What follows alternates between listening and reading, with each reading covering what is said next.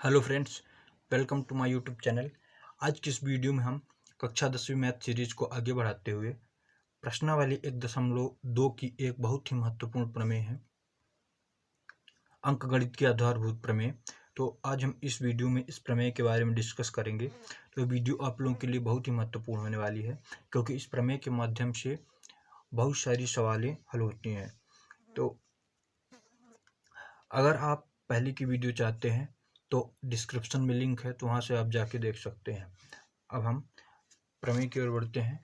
तो अंकगणित की आधारभूत प्रमेय, यह प्रमेय हमारी कहती है कि प्रत्येक भाज्य संख्या को अभाज्य संख्याओं के एक गुणनफल के रूप में गुणनखंडित किया जा सकता है तथा यह गुणनखंड अभाज्य संख्याओं के आने वाले क्रम के बिना अद्वितीय होता है। तो हम इसे उदाहरण से समझेंगे। जैसे कोई भाज्य संख्या हमारी क्या है, 210 है। यदि हम इसका गुणनखंड करेंगे तो हमारा अनेक अभाज्य संख्याएं प्राप्त होंगी। जैसे इसका गुणनखंड करने पर हमें 2 गुणे 3 गुणे 5 गुणे 7 प्राप्त होता है। ये सभी अभाज्य संख्या हैं। इसी प्रकार अगर आप कोई भी भाज्य संख्या को यदि उसका गुणनखंड करेंगे तो उसमें अनेक अभाज्य संख्याएं प्राप्त होंगी। जैसे 20 है तो हमारा 20 एक भाज्य संख्या है। यदि इसका हम गुणनखंड करेंगे तो 2 गुणे 5। जैसे 40 है तो इसमें भी 2 गुणे 2 गुणे 2 गुणे 5। ये सभी हमारी क्या है, अभाज्य संख्या है। तो आप कोई भी भाज्य संख्या का गुणनखंड करेंगे तो हमें अभाज्य संख्या प्राप्त होती है। और प्रत्येक भाज्य संख्या को हम क्या कर सकते हैं, अभाज्य संख्याओं के गुणनफल के रूप में व्यक्त कर सकते हैं। अब यहाँ तक हो गया हमारा। तथा यह गुणनखंड अभाज्य संख्याओं के आने वाले क्रम के बिना अद्वितीय होता है। यह गुणनखंड हमारा क्या होता है, यदि हम इसके क्रम बदलने पे ध्यान न दें। जैसे 2 गुणे 3 गुणे 5 गुणे 7 है, इसको हम 5 गुणे 3 गुणे 2 गुणे 7 या 7 गुणे 3 गुणे 2 गुणे 5 भी लिख सकते हैं। तो इसका क्रम बदल सकता है, किंतु इसका गुणनखंड नहीं बदल सकता है। अर्थात क्या होता है कि जब हम गुणनखंड करेंगे तो किसी भी भाज्य संख्या का गुणनफल क्या होगा, अद्वितीय होगा। अद्वितीय मतलब 210 का कोई दूसरा गुणनखंड नहीं हो सकता।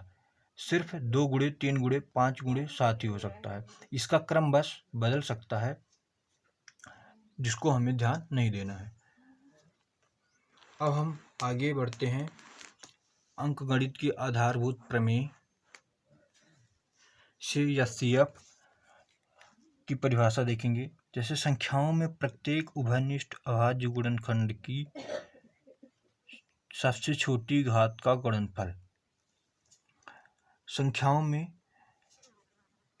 प्रत्येक उभयनिष्ठ अभाज्य गुण, उभयनिष्ठ का अर्थ होता है हमारा जो दोनों में हो। जैसे हमारा 6 और 20 है, 6 और 20 का क्या होगा, यदि हम गुणनखंड करें तो हमारा 2 की घात 1 गुणे 3 की घात 1 प्राप्त होता है। 20 का अगर हम गुणनखंड करें तो 2 घात 1 गुणे 2 घात 1 गुणे 5, ये 2 घात 2 हो जाएगा। तो इसमें से हमारा उभयनिष्ठ क्या है, दोनों में 2 है, तो इसमें भी है और इसमें भी है। अब उभयनिष्ठ गुणनखंड की छोटी घात, तो इसमें से छोटी घात कौन सी है, 1। तो हमारी क्या हो जाएगी, 2 की घात 1 क्या हो जाएगा, यह CF हो जाएगा। यदि यहाँ पे कोई और संख्या होती तो उसमें से हम छोटी घात लेते और यहाँ पे उसका गुणनफल कर देते।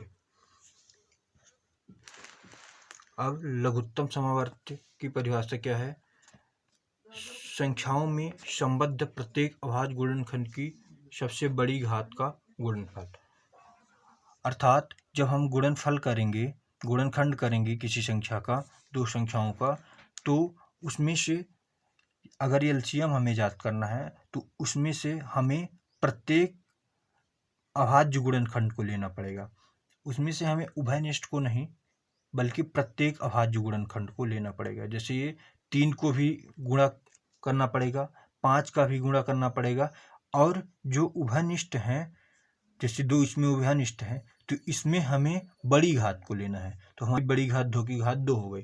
तो हम इसका अगर एलसीएम निकालेंगे तो हमारा सबसे पहले 2 की घात 2 गुणे 2 3 आ गया, और ये हमारा 5 आ गया।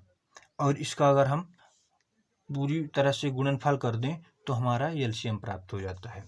तो दो संख्याओं का एलसीएम क्या होता है?